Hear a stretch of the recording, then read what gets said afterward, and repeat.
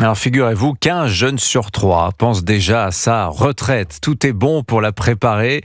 C'est peut-être ce qui explique le succès grandissant du PER, le plan épargne retraite. Plus de 10 millions de Français en possèdent un, produit de retraite par capitalisation issu de la loi Pacte de 2009. Selon les derniers chiffres de Bercy, le PER vient de franchir la barre des 100 milliards d'euros d'encours. Pourquoi un tel succès, Margot Faudéré ?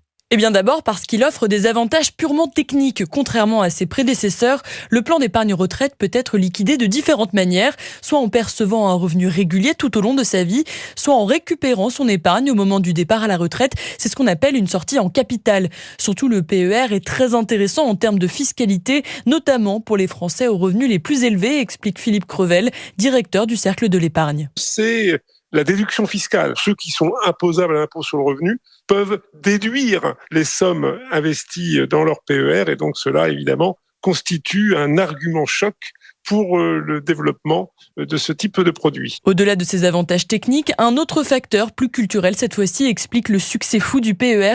C'est l'inquiétude des Français. Près de 75% d'entre eux pensent que leurs pensions ne leur permettront pas de vivre correctement à la retraite.